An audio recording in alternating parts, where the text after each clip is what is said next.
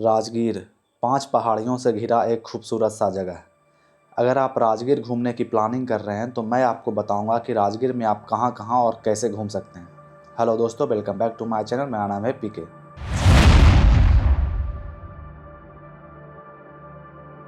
सबसे पहले बात करते हैं कि आप यहां पहुंचिएगा कैसे। राजगीर आने के लिए आपको सबसे पहले पटना आना पड़ेगा। हर शहर से आपको पटना के लिए ट्रेन और फ्लाइट दोनों मिल जाएगी। पटना आने के बाद आप वहां से फिर राजगीर के लिए बस या ट्रेन से आ सकते हैं। दोनों की सुविधा वहां भी उपलब्ध है। राजगीर आके आप सबसे पहले रूम ले लीजिए। आपको रूम 500-600 से लेकर 1000 रुपया 2000 रुपया, जितना आपका बजट हो, जिस हिसाब से आप रहना चाहते हो उस हिसाब का रूम आपको राजगीर में बहुत सारे होटल्स हैं, आपको मिल जाएंगे। राजगीर में घूमने के लिए सबसे अच्छा सीजन अक्टूबर से लेकर फरवरी या मार्च का टाइम, क्योंकि इस समय इन जगहों पे ठंडी का मौसम होता है। अगर आप गर्मी के समय में आइएगा तो हालत ख़राब हो जाएगी, क्योंकि गर्मियों में यहाँ टेम्परेचर 40 से 42 डिग्री सेल्सियस तक चला जाता है। यहाँ घूमने के लिए आपको कम से कम 3-4 दिन चाहिए, तभी आप अच्छे से राजगीर घूम सकते हैं। राजगीर में आप अपने दिन की शुरुआत गर्म कुंड में स्नान करके कर सकते हैं। यहाँ बहुत सारे गर्म कुंड है, लेकिन आपको ब्रह्म कुंड में जाकर स्नान करना चाहिए। यहाँ गर्म कुंड में स्नान करने से चर्म रोग की समस्याएं दूर होती है। इसके बाद आप इसी दिन छोटे छोटे प्लेसेस को कवर कर सकते हैं। ब्रह्म कुंड से आप सोन भंडार चले जाइए।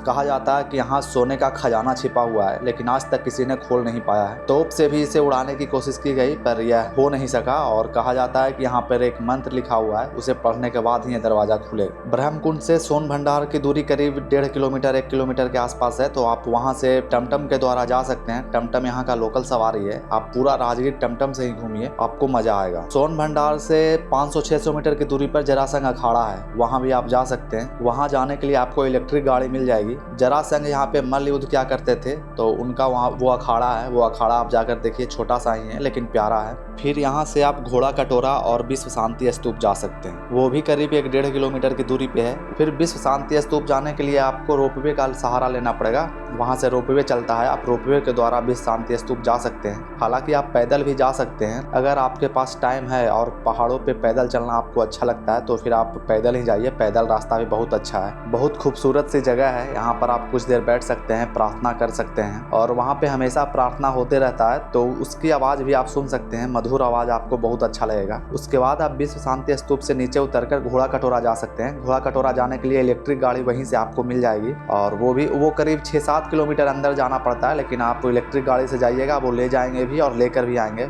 आप घोड़ा कटोरा में भी कुछ देर बैठ सकते हैं। बहुत ही शांत जगह है। बड़ा सा तालाब और बीच में बुद्ध भगवान की प्रतिमा, और चारों तरफ एकदम जंगल से होते हुए जब आप जाइएगा तो आपको बहुत मज़ा आएगा। वो आपको जाना ही चाहिए। आपको इन सारी जगहों को घूमने में पूरा दिन ख़त्म हो जाएगा। इसके बाद में फिर आप अपने होटल जाकर आराम कीजिए, फिर अगले दिन की तैयारी कीजिए। दूसरे दिन सुबह आप राजगीर वाइल्ड लाइफ सफारी चले जाइए।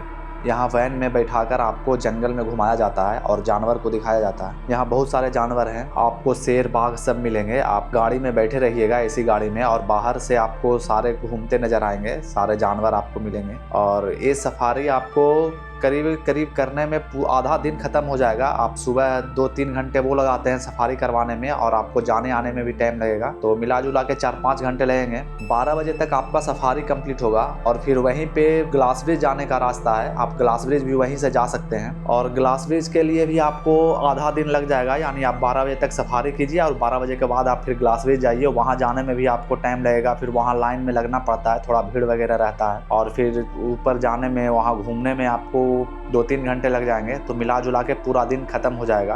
तो आप पूरा एक दिन सफारी और ग्लास ब्रिज के लिए रखिए। सफारी और ग्लास ब्रिज का टिकट आप ऑनलाइन ही बुक कर लीजिए, क्योंकि पीक सीजन में राजगीर में भीड़ हो जाती है, और ग्लास ब्रिज और सफारी का टिकट मिलता नहीं है फिर वहाँ पे जाके। तो आप ऑनलाइन बुक कर लीजिए। ऑनलाइन आपका बुक किया हुआ रहेगा, तो आप जाइएगा सिर्फ, और उसके बाद में फिर आपको लाइन में ज़्यादा लगना नहीं पड़ेगा, और भीड़ भाड़ से आप बच जाइएगा। सफारी के लिए आप कोशिश कीजिए कि जितना सवेरे हो सके उतना सवेरे का स्लॉट बुक करें, क्योंकि सुबह सुबह जानवर लोग बाहर निकलते हैं और आपको घूमते मिलेंगे। आप बहुत सारे जानवर देख पाएंगे। जैसे जैसे दोपहर होते जाती है, धूप आने लगता है, तो फिर जानवर सब भी अपने अपने घर में चले जाते हैं, और फिर ज़्यादा जानवर दिखते नहीं हैं। तो इस तरह से आपका दूसरा दिन कंप्लीट हो जाएगा। तीसरे दिन आप नालंदा खंडहर जा सकते हैं। एक ज़माने में यह बहुत ही प्रसिद्ध और बहुत बड़ा शिक्षा का केंद्र हुआ करता था। इसे नालंदा विश्वविद्यालय कहते थे। कहा जाता है कि बख्तियार खिलजी जब नालंदा विश्वविद्यालय में आग लगाया था तो कई महीनों तक इसका मैन्युस्क्रिप्ट जो थे, मतलब किताबें जो थे, वो जलते रहे थे। इतनी ज़्यादा बुक यहाँ पर थी, इतनी ज़्यादा किताबें थी। यह विश्व का पहला आवासीय शिक्षा का केंद्र था। यह राजगीर से 10-12 किलोमीटर दूर है, लेकिन आपको वहाँ से लोकल गाड़ी मिल जाएगी। लोकल गाड़ी से आप आ जाइए और उसके बाद में फिर आप राजगीर आराम से घूमिए। यहाँ घूमने के लिए आपको दिन भर देना पड़ेगा,